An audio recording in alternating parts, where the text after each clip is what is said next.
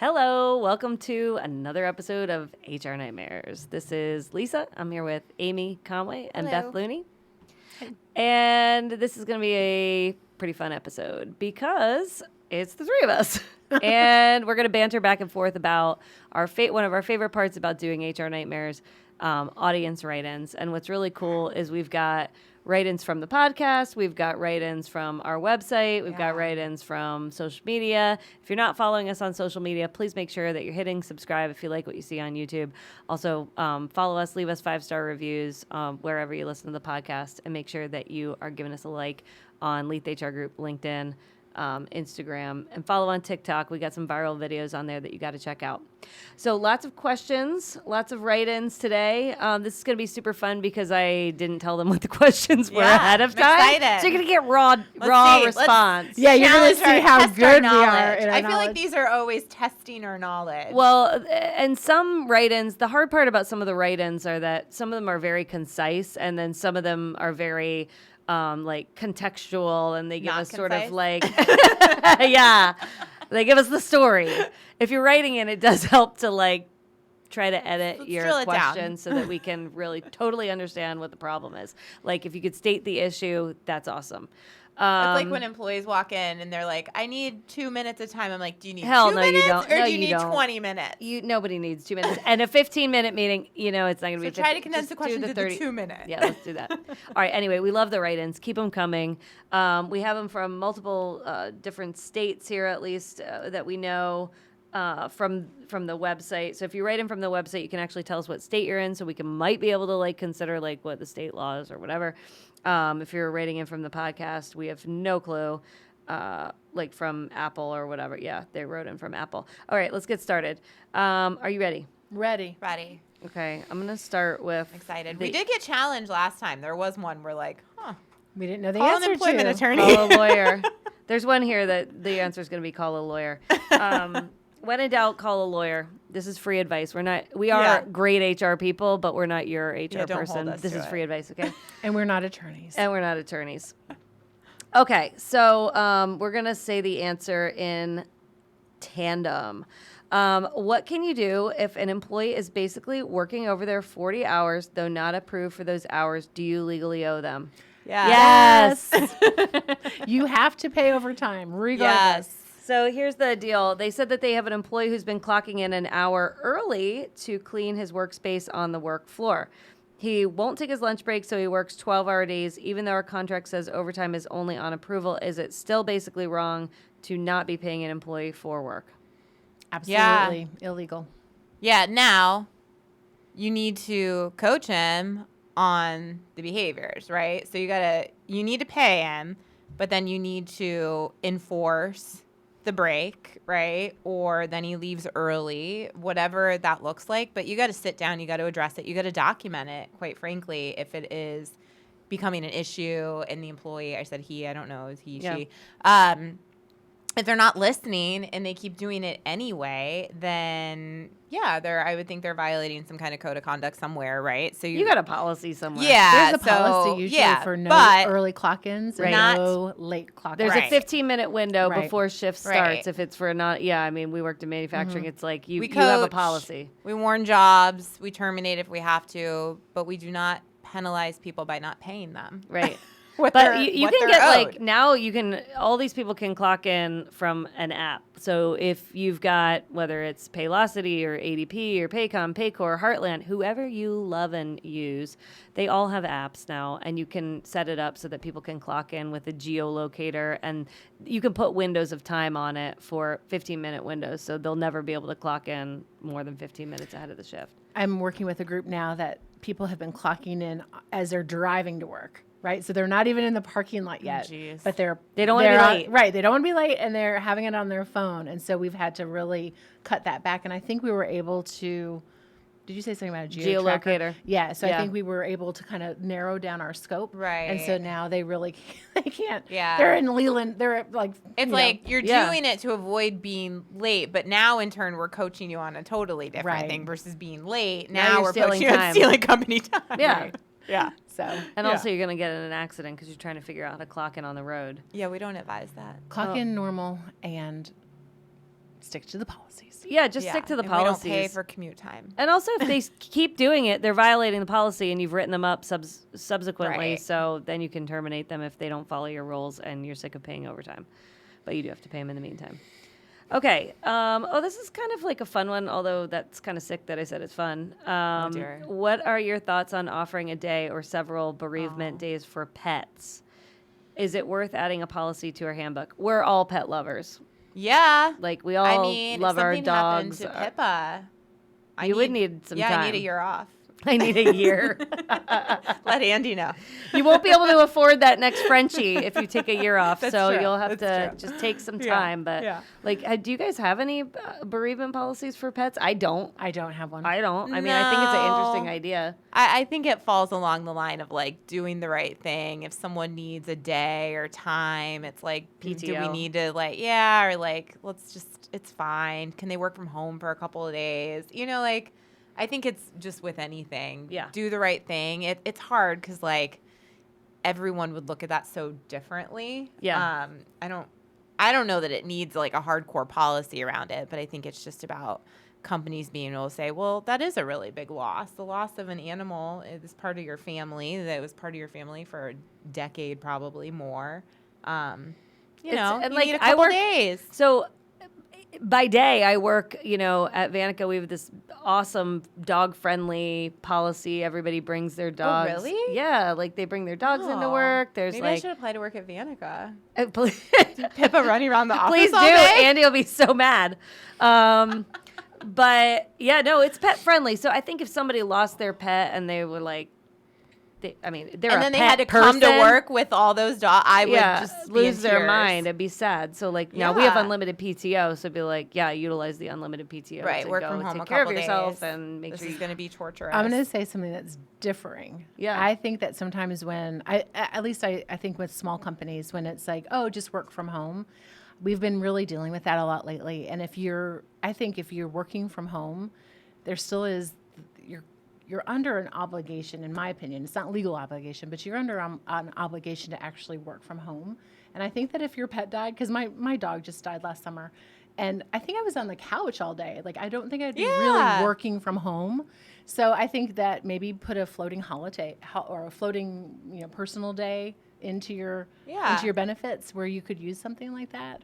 Oh my gosh. Yeah, When we I had to think put it's- Lexi down, it yeah. was like so awful. I've never cried so hard in my whole life when I put my two dogs down. It was like, It was awful. Yeah. just the worst day ever. I think you have to decide like what you need, what you're able to do. I think it's the same thing. Yeah, it's like that's an option, right? Because so many companies are hybrid now, and it's like, okay, maybe Just this isn't a have a week that day. you want to come into the office, Right. and because you're all teary-eyed and red-eyed, but you Take can a still get some personal stuff day. done. If not, then take the day, right? It's a great benefit, though, to add for people that are looking to like beef up their benefits. I mean, Yeah, it would like be that. simple to do, quite honestly, to say It's Yeah. a good idea. Thank you. pet bereavement. I Yeah. love that. Yeah. Pet bereavement. Once we had That's pet so- insurance. I remember new my old age. company, people kept asking for pet insurance. No like, one's as asking for that anymore. benefits. I ask every year, do you want pet insurance? People are like, no. Yeah. Okay. Okay, this is fun. All right, so I'm going to try to boil this one down a little bit. They're a corporate office of a construction company in Georgia. They have 50 people. They recently promoted somebody, and one of the new leads accidentally sent a link to her adult side hustle. Think OnlyFans. If you don't know what OnlyFans is, don't Google it on your work computer. And they put Or this send a link to or your send a coworkers, link apparently. in your coworkers on the company Slack channel. Whoops. Oopsie. She said she didn't realize it was still copied to her clipboard, and when she went to reply to the message, it was pasted. Uh-oh. So we've had quite a few complaints from other employees roll in. So they clicked the link. Oh. Okay. Oh. Do we need to get a lawyer? Is this considered sexual harassment? Do we fire her? We have so many questions. I also have so many questions. I have a lot of questions too. I think we need more information and details about If people do so, what I don't know what that adult site was. Some are less we're offensive than speculating others. which one Pictures it was. of your feet, maybe, or like a something. what else? Yeah, that'd little be bit like less offensive. That's a right? less offensive one than potentially what it could be. But it would be weird. I think that it was obviously a pretty egregious error, and oh, how embarrassing. Yeah, I mean, for that individual. You can delete messages on Slack. And I don't. Yeah, think you can. You can. Yeah, we used to use Slack. You can delete messages. But probably if you didn't realize it, not before all these people probably clicked on it or right. saw it. And once they realize now word's out, you've got one. So now people are Googling it on their own, which quite frankly is a choice of theirs to click the link and to do it. To answer the question of like, is it sexual harassment? Could be. Could be. Probably not. It wasn't with intent. Case, there wasn't intent. It wasn't a repetitive. It wasn't. I don't know that. I don't think that would constitute. Unless like, what if she was trying to get more followers? Unless you could prove, that there was intention there. All PR is good PR. And I don't know that she needs to be fired for it. I don't. I think so. She probably needs some coaching. I think she's probably gonna have a hard time if she got promoted into any kind of people management and like with her team, like gaining back some respect and trust of peers, right? Might have some issues there. So you're gonna have to, whoever is managing through that situation with her is gonna have to really like manage through it. I don't think it's harassment, and I don't think she should be fired. I agree. This is kind of similar. This happened to me at a company long ago, but a woman that worked there, younger person that worked there, in her past, she was an exotic dancer in Las Vegas, and she came to North Carolina to change her life around, and somebody got wind of her old account, and saw it. And so what we had to really do is protect her from harassment from the other people at the office, because it was really embarrassing for her.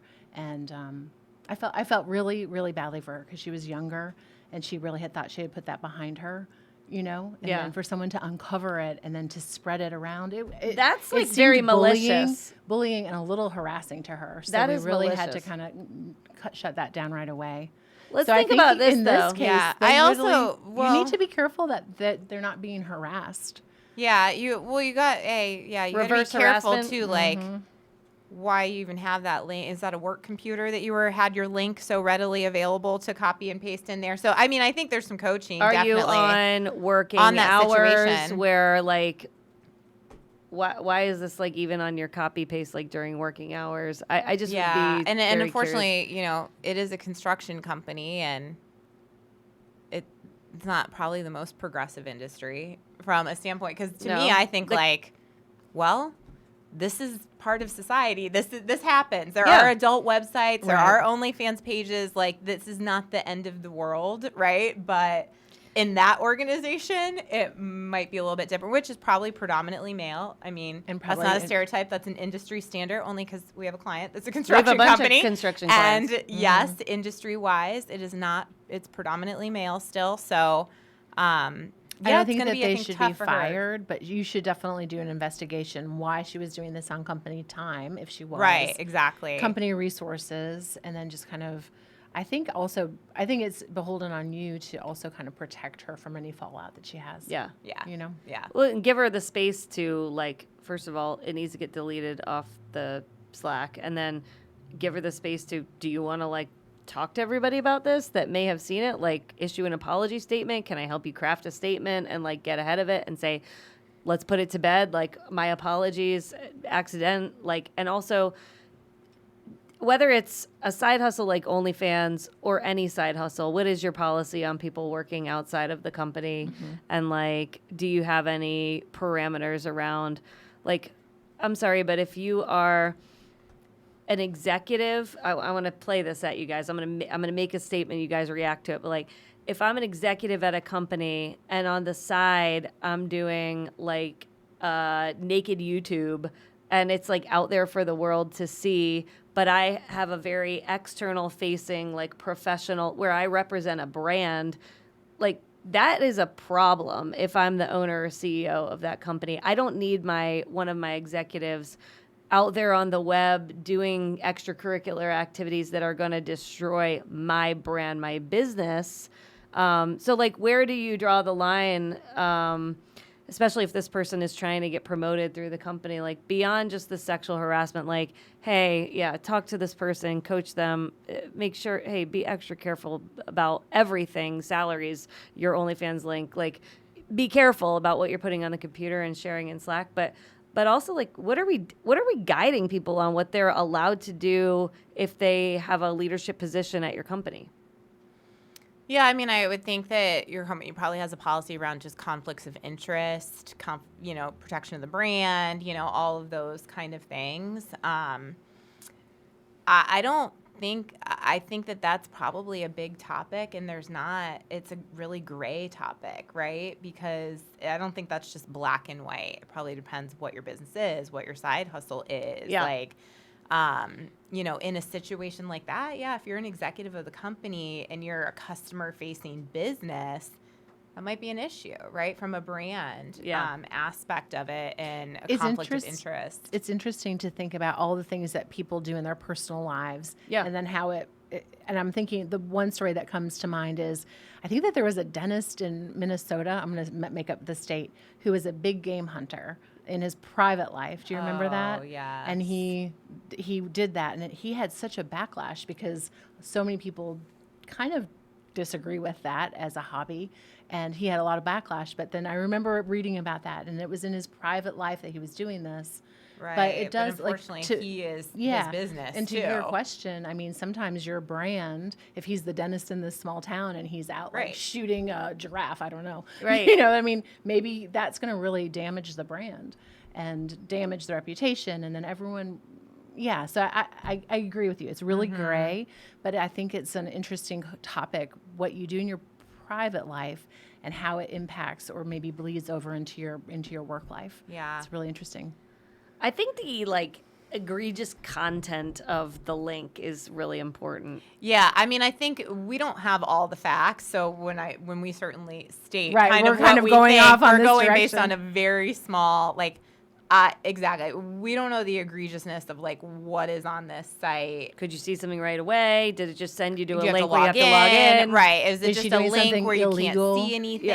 Yeah, right. So that's why it's I don't know fully just what I'm hearing there without those things. That's where I say no and no. But so what if this person was doing something illegal and it was on the work site? What would we think about that? I think you'd have to run a full investigation. And yeah, I mean, we're also not police investigators. So Yeah. I think that's when if we call out something illegal, then maybe we have an obligation to report it. And then I think we got to tie it back to our code of conduct, what's being violated there, all of that. But yeah, I mean, I've probably dealt with that where more it's we find out something, happened in their life that is illegal, right? And we're just not comfortable. Slide an anonymous, she got a we're DUI just not comfortable last night now with the information, and it does interfere. But now in that too, that was a whole gray area of okay, we got to really look at all this. So there's a lot of, I mean, we all know from HR investigations, there's a lot of details you need before you can get to that decision or what's actually happening. And if you don't know what to do, then let this person either go take a paid or unpaid leave of absence, whatever makes sense for your business or you've done before, while you do the investigation and you sort out what your plan of attack is. You don't need to figure it out in the first 4 hours. If you need time to think about what to do and get all the facts, assign them to home, pay them for a couple days while you investigate. Yeah. Well, I think the one question is, what do we do? Do we need a lawyer? I mean, I think I would ask, I don't know if that was the HR person writing in or if there is an HR person in your organization. So if you don't have a really solid, strong HR person that can help navigate this, then I don't think it would be a bad idea to get on the phone with an employment attorney for an hour and get some help, or from a great HR consultant like us for an hour and get some advice on how you navigate through that. But it is a little bit complex. So if that's not the case and your organization's not set up to truly handle that correctly, then you might want to get some advice. But I think don't knee-jerk reaction to it, and certainly don't let her go in a knee-jerk reaction. This is someone you just promoted. You thought she was great. Right. So, yeah. Yeah. All right. sort of a mild stumper. Really, a lot of questions we needed to ask. It's so hard without all the other all the details, right? Because we would ask probably 500 questions during it, like if we were looking into that. Here's another one. I'm going to do a little bit of summary on the fly. And thanks for writing in from the podcast, whoever this is. They are an entry-level HR coordinator. They've been there for like half of a year. They were interviewing to move to a different HR position, kind of like further their career, right? But the department downsized while they were in the interview process. And so this person not only didn't get the job that they were interviewing for, but they also started absorbing new duties, additional duties from the downsizing of the department. So they hired someone externally to fill the role that this person wanted. And then additionally, they're taking on more work and training the new person who's their colleague to do their job. And so fast forward a few months, the new hire is swamped with work, unable to get on track. And my supervisor told me to stop my normal duties and to assist the new hire to get on track. Is this normal or is this a red flag? That sure wouldn't feel good. Have to hire, you've been working there, you're trying to be promoted, you've probably proven yourself, right? Because you still have your job there, and you don't get the job, which happens, maybe you don't have the experience. They haven't been there a year. Yeah, so you don't have the, Yeah, it's like, but you've then been there having 6 months. to do that's a tough thing. Yeah, I guess like while frustrating, I think it would be helpful. You're an entry-level HR coordinator, been in your role 6 months. Now this is the next 6 months. It's at half of a year, right? Mm-hmm. I think you got to change your perspective a little bit. And instead of leading with frustration, say, this is my opportunity to like nail my current assignment and to prove myself, to learn as much as I can, to help this new person to take on these tasks I'm being asked to, knowing like, even if I don't get the next job in this company, I'm getting so much knowledge by helping with this other role and helping train. Those are all things you can talk about and put on a resume, right? Mm-hmm. And talk about in an interview process with another company. So while frustrating, sure, we definitely don't know the other side of the why behind all of those things. And, downsizing happens. And do people have to absorb other job functions? Always. Yeah, always. That's going to be something like, that's normal. You have two choices, right? You can go into it frustrated and feeling like, you got screwed over, or you can change your perspective and say, okay, this is an opportunity for me to learn as much as I can. I'm an entry-level HR coordinator. You got a lot to learn. My question would be, why were you applying for a different job if you'd only been in this job for 6 months? You probably haven't learned everything in 5 months. So that's what I would say from that situation of, I don't think it's a huge red flag. I always like to, my big advice to people that want to get in this field, I think it's always a great idea. Maybe you guys think this is a good idea too, but is to look at maybe a job posting on Indeed of a job that you want, and then to look at all the requirements and to do a really good self-analysis. Do you have any of these? Can you do these things? And if you can't, then that gives you your list of things that you want to learn, and really be focused on asking for assignments, or really doing your job so well that you're really shining. I think that's important, but also to know what your path is and just making sure that you have those new skills. Yeah. And I would say, those are all things. It's like, put your head down, do the work, be really positive about it, help out, and then you'll be able to say like, hey, I'm doing all this. I feel like, I deserve some compensation, higher compensation. I didn't get this job. I'm training this new person. I've taken on a lot of different roles. And while I know there's less jobs to go around, do you think it would be possible to get a 5 to 10% pay increase, right? Mm-hmm. So those are like things. So, instead of being frustrated, like figure out how you can use all of those things. Showing up with optimism. And not only do all these things look good on your resume, but when you go in for that review, like Amy was saying, like, be prepared to have that conversation. My big pet peeve with employees is like when they come to coaching sessions or review sessions or mid-year reviews, annual reviews, quarterly, whatever, not prepared with any info, and I'm just supposed to like embark my wisdom and my opinion about your work, but like you're the one who knows your work the best. So why don't you tell me why you're so great and what you've been doing? Like, I know you've been helping with the training because I asked you to do that, but like, what exactly are you helping with? Like, how is that advancing the business? What are you doing for me? There's a great masterclass out there by Chris Voss, the FBI guy, and he does a session on asking for a raise.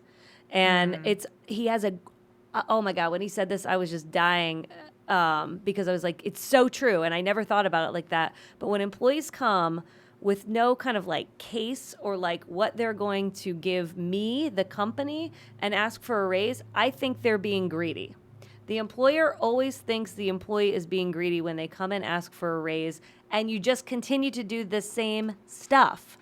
You're doing nothing new. Why do you want to raise? Okay, in this case, this person's got a pretty good case. Yeah. But do the work for a few months, and that it's not just like you could do one little good deed and you want 3%. Sorry, that's not how this works. That's not how business works. And I do think you're a little greedy if you're coming at me after 5 months or 6 months, anything less than a year, and saying like, I want a new job, I want more money.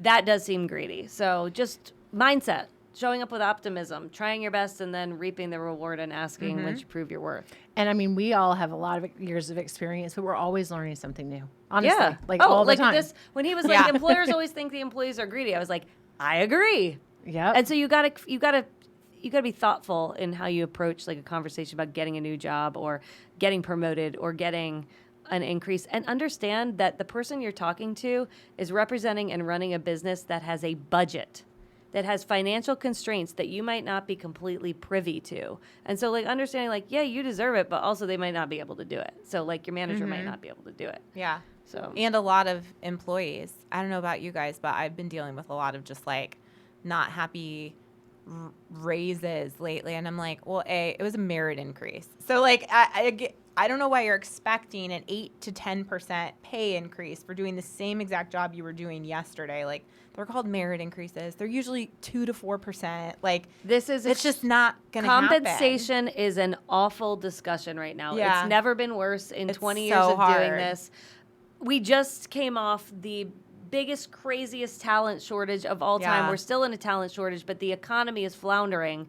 And so you've got these people who have high expectations and want these 10 and 15% increases because we did it for them. And we hired outside of typical market ranges after COVID, and we screwed ourselves because now that is their expectation that double-digit raises are the norm, and they're not. They never have been the norm. No. Double-digit raises are reserved for like skipping 2 levels and getting extra promoted on a stretch assignment. I never got those. I mean, it's really taking on a whole new job. It's insanity. At that point. Yeah. It's the expectations on raises are pure insanity right now. I want to let everybody know the industry average, like across all industries for 2023, is 3 to 4% is what most businesses have budgeted for all merit increases, promotions, and get cost of living out of your mind. Because at the end of the day, the only thing that matters... measure that. We measure cost of labor, and we look at benchmarks. We look at what other people and it didn't go up as much as you might think it did. So when you hear inflation went up, blah, blah, blah, guess what? We labor benchmark all this stuff, and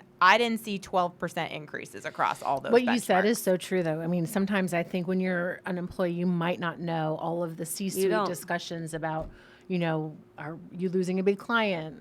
What's your potential to gain we new expect business? profit to be less this year. We've got different things going on, right? And we already know that at the beginning of the year because we've projected it all. Right. And at the end of the day, if you're miserable and you're not getting what you deserve and you know it, you presented the case, your boss isn't listening, it's like, then you just got to go somewhere else. Yeah. I always ask people, too, when it comes to comp, like, well, do you feel that you're not being fairly compensated for the job that you're doing, right? So it's like you feel like you got screwed out of that 10% pay increase, but it's like, yeah, you're still at the very top of the pay band. It's like, well, why do you feel like you're not being reasonably paid for the job that you're doing? And when you ask that question, it's usually like, I actually feel pretty good. I'm 28 years old making $100,000. I'm like, well, then you should feel pretty good. So like, again, change your perspective. And also realize that I think COVID was a blip on the world. And I think the post-COVID hiring was a real blip. I think that people were panicked. And so I think that everything's resetting right now. We're throwing money. I remember some of those. Oh my goodness. times. I mean, there's just so many, like now I'm working completely in technology space, SaaS space, and there's so many layoffs going on. And SaaS in particular, that industry was just like crazy with these salaries for software engineers, right? Just like going like wild, and especially companies like Amazon were just pushing it to the limit, paying people like with the certification and like a year experience, $200,000. I mean, just total insanity. Now they just laid off 9,000 people. Yeah.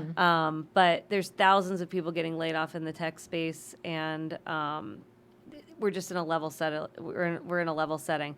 I don't ever want to lay mass people off. And so it's really important to be paying attention to the financials and making sure that there is some level of profitability so that you can have stability and security in the future. That's really important. And so instead of just focusing on like what's in it for me, you know, it's like, hey, what's in it for me for the next couple of years, me and my family, so I can have a stable job and not get terminated because my company was just outspending willy-nilly and throwing like 10 and 15% at every employee. It just doesn't make sense. It's not good business. It's not sustainable. You can't sustain that. Yeah. Oh, we went man. on a rant from that question. Good question, though. All right. HR coordinator. Back to the HR coordinator. Back to the HR coordinator. Do a great job. You'll get there soon. Shine, and you will be promoted. Yeah, exactly. Maybe you'll even get like a little spot award or something. Try to get a bonus. A spot award? Spot awards? Like on the spot? There's like a spa? Spot. A spa? Go get a massage? I do. Oh, that sounds good. Okay. All right, I'm going to try to summarize this. You're doing a good job just summarizing. This one looks long. Looks long. This one is very long. Okay, this person is in a clinician support role, and their job is to be the liaison between the clinician and their non-clinical operations team. I help with contracting and also HR data. She feels pretty good about her role, like doing some of the HR admin type stuff. But a clinician called her at work. I'm assuming this is a her, I don't know, called them at work and said... basically they were not going, I don't know, they're talking about some I-9 thing. Hold on. I work with blah, blah, blah, and I presume based on the caller ID that you're calling in reference to your I-9. They stated, I'm not doing it. I replied, I'm sorry, please expand. They said, I'm going to notify the proper authorities. Then they hung up. I promptly memorialized the 41-second call in an email, so someone doesn't want to fill out their I-9. Okay, that's interesting. The clinician later replied and stated that my greeting was different and that the rest was accurate. I feel like this is an attempt to distract from the fact they called and threatened an enterprise employee with arrest for communicating the required I-9 compliance tasks. Okay, there was a police involved? I'm very confused. You have to fill out an I-9. If you don't want to fill one out, then you don't get to work here. So that's good luck. That's not a me thing. And that's call like whoever you'd like thing. to call. And I'm sure you should call everybody because everyone's going to tell you that you need to do an I-9. Yeah. But here's the thing. So maybe I don't understand what the question is. The question is, how should I respond to someone being a Karen to me? That's the final summary? No, that's not it. Oh. But that is the actual question. Your summary. Yeah. Okay. I feel so bad. I've got a cousin named Karen, and she's very lovely and sweet. Oh, poor her. I know. Man, she's like, I think Karen. I also know like kind of a Karen, but it's just so funny that name is just that's it. Sorry. What's the Chad is like the guy version of Karen? Wow, that's something different. Oh, it is? Like what? Is it like an HR nightmare? Yeah, it's like that OnlyFans account. Oh, I need to check that out. Okay. You got to stay on top of things, guys. You got to be on trend. You got to know what people are talking about. Okay. It's my job to prepare the path for the clinician. I don't like being bullied or threatened, especially when I'm advocating on their behalf to complete a task required by the federal government. There's so much passion and anxiety around the simplest form. I think it's a simple, like, based on this interaction, I'm not sure this is the right place for you to work. Yeah. But also, wouldn't you maybe say, hey, Julie, like, it seems like you have a problem with the I-9. Let's talk about it. Yeah. Right? Why go through this email challenge? Or you call challenge? back and you're like, hey, you just threatened me and then hung up, so I'd like to discuss this a little bit more. What's the problem? Yeah, what is the problem? Honestly, this is a legal document that it's required by company. Every business, every company, of every employee. Like, and if you don't agree with that, then you're welcome to follow whatever third party, resources you want to use to ask those questions. That's fine. But unfortunately, we can't proceed with hiring you. Yeah. This person doesn't want to get in trouble, be accused of poor quality service. My go-to move when I encounter friction is to get curious to discover the root cause of their frustration. From an HR perspective, how should I handle this situation without compromising myself and or the enterprise? I'm not looking to file a complaint against them for their words to me, but I do feel like if this is how they treat a person that would chew their arm off to help them. This person is so intense. But you know what, though? Sometimes listen, don't chew your arm off. Don't to chew help your arm off somebody for like anybody, this. Yeah. not for a damn or I-9. anyone. I mean, but how will they treat patients and other you also have staff? to know that HR people, we always get the brunt of it. We will always get kind of some sass, I think. Yeah, who knows? That person probably has dealt with another HR person that wasn't willing to chew their arm off for you. But yeah, I think just what we said, I think that if you're calling back and saying, "Hey, I'm happy to work with you and listen to these things." At the end of the day, I-9, there's no wiggle room on this, right? That's something that everyone does. And if that's going to hinder your ability to work here, then that's fine. Then you make that decision, right? But they shouldn't already be. Are they already an employee? Because you have to get that done within 3 days. Yeah, it seems 3 like days. maybe she's she says contracting. She's getting I think onboarding. She's getting a clinician on board, so she's onboarding a clinical person. Gotcha. But I wouldn't. But if you're doing those things, then I wouldn't worry about you bringing any risk to your own reputation or the enterprise. Also, again, a legal document. There is no I want to do this. I don't want to do this. Healthcare folks are hard to find, but the law's the law, and if you don't fill out the I-9, you're not going to work here. There's many things that we used to say, oh, you don't want to sign that dispute resolution agreement? Well, sorry, that's the way we mediate stuff. So if you don't want to sign it, that's fine, but you can't work here. Right. It was all the onboarding stuff. We're like, no, you don't. And that's not even a it's law. It's not an option to sign the code of policy. Conduct. And I run a private business, yeah. I don't have to hire you, and you don't have to work here. Right. And it sounds like after this interaction, I need to rescind my offer to work here because she doesn't sound like or he or she. They do not sound like they're going to be, listen to our last episode, they're going to be an employee from hell. Yeah, here's your sign. Here's your sign. Yes. Employee from hell. Employee from hell coming in hot. Yeah. But to give some support to that poor person who's doing the coordination for HR, she probably doesn't have an HR director maybe helping her. So she sounded like from her email though that she's big company. Very willing to go out of her way and she's comfortable with the conflict and stuff.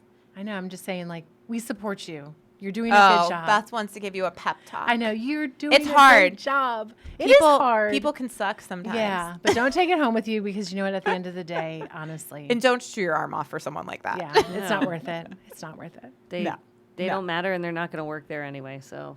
Yeah, chances are this is your early sign. Even if they come back and sign the I-9, they're probably not going to be there that long. Yeah, no. No. All right. That's it for the write-ins for today. We tackled a few. The only other one that I'll just give a direct response to was from Louisiana. Someone wants to know if they're currently qualified for NIW and how to go about it. What did we determine that meant?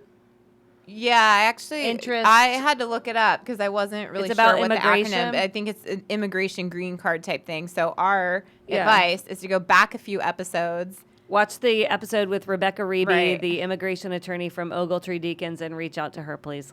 Yeah. So go watch that episode. You might get some information. And if not... It was a great episode. Yeah. Rebecca's the best. Fine. Look her up. Yeah. Yeah. All right, ladies. Well, this was fun. And we love your write-ins. Yeah. Keep them coming in.